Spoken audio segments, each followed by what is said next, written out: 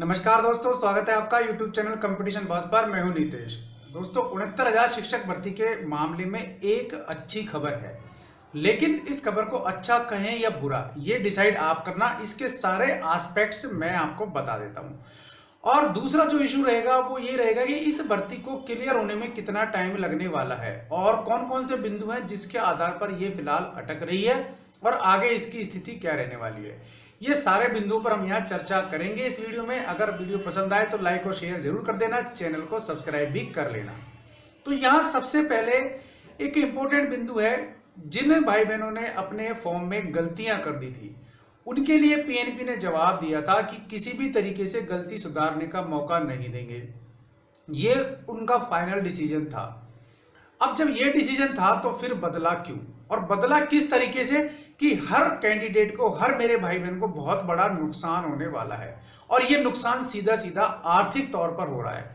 इसको आप समझिए गणित किस प्रकार से बैठ रहा है। जब पीएनबी ने ये कह दिया था कि भाई गलती को हम सुधारने का मौका नहीं देंगे, तो यहां काफी सारे भाई बहनों को नुकसान हो रहा था। ये बात एक बार अलग छोड़नी पड़ेगी, वरना आप मामले को समझ नहीं पाएंगे। अब होता क्या है कि इसी मामले में एक बंदा कोर्ट में चला जाता है और कोर्ट से यह आदेश हो जाते हैं कि इनको गलती सुधारने का मौका दिया जाए, और कोर्ट में यह आदेश होता है कि केवल इसी बंदे को गलती सुधारने का मौका दिया जाए। तो इसका मतलब क्या हुआ? इसका मतलब यह हुआ कि जिस जिस बंदे ने गलती कर दी है, यानी कि वो 10,000 कैंडिडेट, वो 9,000 कैंडिडेट जो गलती के कारण आगे काउंसलिंग का फॉर्म नहीं भर पाए या काउंसलिंग प्रक्रिया में शामिल नहीं हो पाए, वो सब कोर्ट जाएं। इसका मतलब सब कोर्ट जाएं। तो वास्तव में कहा गया है कि भारतीय संविधान वकीलों का स्वर्ग है। यहां ये चीज क्लियर नजर आ रही है। मामला एक बार आपको समझा देता हूं पूरा बिंदुवार। मामला जुड़ा है झांसी के एक याचिकाकर्ता से, जो कि झांसी से हैं, और ये इलाहाबाद हाई कोर्ट का मामला है। तो यहाँ जो माननीय न्यायाधीश है प्रकाश पाड़िया जी, इन्होंने एडवोकेट सीमान सिंह की ओर से जो याचिका दाखिल की गई थी उस पे फैसला सुनाया है कि याचिकाकर्ता ने स्नातक के रोल नंबर गलत भर दिए थे। अब वो याचिकाकर्ता की जो एप्लीकेशन है उस पर सहानुभूति पूर्वक विचार किया जाए, क्योंकि ये जो भर्ती है इसमें कमेटी बनी हुई है। कमेटी के समक्ष वो याचिकाकर्ता अपना प्रत्यावेदन देंगी। अब प्रत्यावेदन के बाद उस पर सहानुभूति पूर्वक विचार करने के लिए हाई कोर्ट ने कह दिया है, माननीय न्यायाधीश महोदय ने कह दिया है। लेकिन इस याचिका का बेनिफिट केवल याचिकाकर्ता को ही मिल रहा है। अब इसका क्या मतलब हुआ? इसका मतलब ये हुआ कि हर बंदा कोर्ट जाएगा। ये 10,000 लोगों को अपनी अपनी गलती सुधारने के लिए केस करना पड़ेगा, तब जाकर के उन्हें भर्ती मिलेगी। तो ये कौन सा तरीका है भर्ती करने का? बेरोजगार है तभी तो भर्ती में शामिल होता है, उसको परिवार पालना है, उसको एक जॉब चाहिए, तभी तो वो सब फॉर्म भरता है। अगर उसके पास इतने ही पैसे होते बर्बाद करने के लिए कोर्ट कचहरी के, तो वो आवेदन क्यों करता? और इसका मतलब कुल मिला के मंशा सही नहीं कही जा सकती। यहां थोड़ा सा सोचना चाहिए कि ऐसी याचिकाओं में फैसला जो आए वो कम से कम ऐसा तो हो जिसमें बेनिफिट सभी को मिले। तो सरकार ऐसा काम क्यों कर रही है बार बार कि मेरे भाई बहनों को कोर्ट जाना पड़ रहा है और कोर्ट जाकर के उन्हें इस तरह के फैसले सुनने को मिलते हैं और उसमें उनको बार बार केस करना पड़ रहा है हर बंदे को? तो ये मुझे तो सही बात लगी नहीं। बाकी आपको कैसा लगा आप कमेंट करके बताएं जरूर, ताकि मुझे भी पता लगे कि किस तरीके की मंशाएं आप लोगों की है। चाहे आप सरकार के साथ हो या सरकार के खिलाफ, या इस मामले को छोड़ें, लेकिन इस तरीके की चीजों के ऊपर आपको जरूर कमेंट करना चाहिए, जरूर अपनी बात रखनी चाहिए। दूसरा मामला लेते हैं कि इसमें एसएलपी तो दायर कर दी गवर्नमेंट ने डबल बेंच में, और जो भी होगा हो जाएगा। भर्ती प्रक्रिया है, चूंकि इस पर अभी स्टे आया हुआ है। पहले कहा था भर्ती प्रक्रिया पर रोक नहीं लगा रहे, अब भर्ती प्रक्रिया पे स्टे मिला है। तो आगे क्या होगा क्या नहीं होगा, क्योंकि कोर्ट के मामले में हम कुछ भी नहीं कह सकते, किसी भी तरह की टिप्पणी करना असंवैधानिक होगा। यहां लेकिन एक बात बता दूं, ये भर्ती जितना डिले हो रही है उतना डिप्रेशन मोड में जा रहे हैं मेरे भाई बहन। तो मेरा उनसे तो यही निवेदन है, उनका बड़ा या छोटा भाई होने के नाते, कि आप डिप्रेशन में तो कम से कम ना जाएं, क्योंकि आने वाला टाइम और भर्तियों का होने वाला है बस। लेकिन ये है कि भर्तियां कब क्लियर होती हैं अलग बात है। तो यहाँ कुछ बिंदु ऐसे देख लेते हैं जिनके कारण ये भर्ती आगे लंबे टाइम के लिए अटक सकती है या याचिकाएं और भी दायर हो सकती हैं। तो पहला मामला तो आपके उन 6 क्वेश्चनों को लेकर के है। अगर पीएनबी चाहे तो उस पर अपना जवाब प्रस्तुत करके उन 6 क्वेश्चन या 5 क्वेश्चन जो भी हैं उनके कॉमन नंबर दे करके एक बार क्वेश्चन संबंधित विवाद को तो समाप्त कर सकती है। लेकिन दूसरा मामला आएगा ईडब्ल्यूएस का। इसको सुलझाना इतना आसान नहीं है और ये मामला कोर्ट में चलेगा। तो इसके लिए या तो सीटें आरक्षित रखी जा सकती हैं, सीटें खाली रखी जा सकती है, क्योंकि सीटें बढ़ाने की स्थिति तो अभी नहीं बन रही है, तो सीटें खाली रखी जा सकती हैं। ईडब्ल्यूएस आरक्षण इस भर्ती से पहले लागू हो गया था, इसलिए सरकार को यह देना था, लेकिन ऐसा नहीं हुआ। तो यह गलती किस तरीके से हुई इसकी भी जांच होनी चाहिए, क्योंकि इतनी बड़ी भर्ती में इस तरह की चीज पर ध्यान नहीं देना। आपको ध्यान होगा एक और ऐसी भर्ती थी जिसमें आरक्षण नहीं दिया गया था और वो भर्ती रद्द करनी पड़ी थी।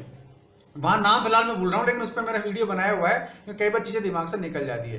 लेकिन आज चूंकि सैटरडे संडे का जो वीकली ऑफ होते हैं वो दोनों मुझे मिल रहे हैं, तो मैं थोड़ा रिलैक्स मूड में जरूर हूं और इसीलिए आज आपके साथ हूं। और दूसरा मामला देखें तो कट ऑफ को लेकर के है। ओबीसी का कट ऑफ देखें हम यहां तो 69,000 में ये एससी के बराबर कर दिया गया है। तो ऐसी स्थिति में एक याचिका और लग सकती है, वो क्या है कि इनका जो पासिंग मार्क है ओबीसी का वो फिलहाल 90 है, इसको 97 किया जाए। तो ऐसा मामला भी याचिका शायद आजकल में इसकी भी लग सकती है। तो इसका मतलब एक याचिका और, इसका मतलब अगर अभी स्टे खुलता है तो उस पर स्टे आ सकता है। तीसरी चीज शिक्षा मित्रों की बात कर लेते हैं। 8,018 शिक्षा मित्र यहां सेलेक्ट हो गए हैं। अब सबसे बड़ी बात यह कि इन शिक्षा मित्रों का सिलेक्शन जब पहले शिक्षा मित्र पद पर हुआ था तो ये आरक्षण रोस्टर के अनुसार ही सेलेक्ट हुए थे। अब आरक्षण जब इन्होंने उस टाइम ले लिया तो ये जिस कैटेगरी में सेलेक्ट थे, अब ये उस कैटेगरी को चेंज करके अपने वेटेज के कारण अनरिजर्व कैटेगरी में शामिल हो गए काफी सारे ऐसे मेरे भाई बहन। तो उसको लेकर भी याचिका जो है यूआर कैटेगरी वाले लगा सकते हैं, क्योंकि उन्हें काफी ज्यादा नुकसान हो रहा है जनरल वालों को। तो ऐसी एक और रेट इसमें लग सकती है और शायद वो भी आजकल में लगने वाली है। एक चीज और है इसके अलावा वेटेज को लेकर के, राजस्थान में जब भर्ती हुई थी तो सुप्रीम कोर्ट ने डिसीजन दिया था। सुप्रीम कोर्ट चूंकि अभिलेख न्यायालय भी होता है, वहां से दिए गए डिसीजन जो है वो तामील होते हैं और इसके साथ साथ वो अभिलेख के रूप में काम आते हैं, यानी कि वो उदाहरण के रूप में भी काम आते हैं। तो वहां डिसीजन दिया था कि 15 अंक से अधिक वेटेज नहीं दे सकते और यहां दे दिया गया है 25 अंकों का वेटेज। तो उस डिसीजन को लेकर के वो भी चैलेंज यहां किया जा सकता है। ठीक है, अब एक बात और है समान पद के लिए एनओसी का मामला। 68,000 में जो सेलेक्ट थे वो जिला चेंज करने के लिए, जनपद चेंज करने के लिए यहां फिर से अपील कर रहे हैं, फिर से अपीयर हुए हैं और फिर से काउंसलिंग में शामिल हो रहे हैं। तो यहां मुद्दा बन रहा है कि भाई एक पद के लिए ही एनओसी जारी नहीं की जा सकती, क्योंकि दोनों ही पद समान है। तो ये चीजें कोर्ट में जाके कहां ठहरती हैं, कहां क्या होता है, लेकिन इसमें दो बड़ी चीजें हैं। एक तो भर्ती जितनी ज्यादा डिले हो सकती है उतनी ज्यादा डिले की जा रही है। दूसरी बात, आर्थिक रूप से नुकसान हो रहा है मेरे भाई बहनों को काफी, और इनकम और सीधे किसके जेब में जा रही है वो आप सब समझ सकते हैं। यहां मैं अपने इस मामले में कहना उचित नहीं समझ सकता। तो थोड़ा सा आपको एक बार इस मामले पे विचार करना चाहिए ठंडे दिमाग से, बहुत सोच समझ करके आपको आगे कदम बढ़ाना है। और ज्यादा इस चक्कर में अगर हम पढ़ेंगे तो डिप्रेशन का शिकार तो हो गई, उससे हमें बचना है। लेकिन फिर भी मैं यही कहूंगा कि आपको न्याय पाने की कहीं उम्मीद है तो उम्मीद ना छोड़ें, अपनी तरफ से प्रयास पूरे करें, लेकिन अपने हालातों को, अपनी स्थितियों को देखते हुए आप ऐसा करें। कहीं ऐसा ना हो कि आप इस मामले में अटकने के बाद डिप्रेशन का भी शिकार हो। यहां कई कमेंट करते हैं कि भैया आप डरा रहे हो। ये आप इसको डराने वाली बात मत समझो, क्योंकि डर के आगे जीत है, ये आपने भी सुना होगा। तो ये डरने वाली बात नहीं है, ये घबराने वाली बात नहीं है। ये समय सोच समझ के डिसीजन करने का टाइम है, क्योंकि इस तरीके से उलझा के रख दिया है मेरे भाई बहनों को गवर्नमेंट ने इस भर्ती में, उलझा के मतलब पीस करके रख दिया है। तो ये चीज समझ में नहीं आ रही ऐसा क्यों किया जा रहा है। अगर मान लीजिए सब कुछ परे रखते हुए भर्ती की जाती है तो भी काफी सारे भाई बहनों के साथ अन्याय होता है। और अगर ये मामला कोर्ट में लंबा खिंचता है तो भी सिलेक्शन में काफी सारे ऐसे भाई बहन जो ईमानदारी सेलेक्ट हुए, जिन्होंने मेहनत की थी, वास्तव में जिन्होंने कमर तोड़ मेहनत की थी, उनको नुकसान होगा और वो डिप्रेशन में जा सकते हैं। तो मतलब कुल मिलाकर नुकसान होना कैंडिडेट का ही है, सरकारों का कुछ नहीं बिगड़ता, राजनेताओं का कुछ नहीं बिगड़ता, अफसरों का कुछ नहीं बिगड़ता। लेकिन प्रॉब्लम आती है उन बेरोजगार मेरे भाई बहनों के साथ जो इन भर्तियों से जुड़े हुए रहते हैं। तो दोस्तों ज्यादा से ज्यादा कमेंट करके आप अपना व्यू जरूर रखें, मेरा ये आपसे रिक्वेस्ट है, मैं बार बार यही रिक्वेस्ट करता हूं। वीडियो पसंद आए तो लाइक और शेयर जरूर कर देना, चैनल को भी सब्सक्राइब कर लेना, बेल आइकन दबा देंगे आप तो वीडियोस के नोटिफिकेशन भी आपको मिलते रहेंगे। आज के लिए इस वीडियो में बस इतना ही, ऐसे किसी यूजफुल वीडियो में फिर मिलूंगा, तब तक के लिए नमस्कार।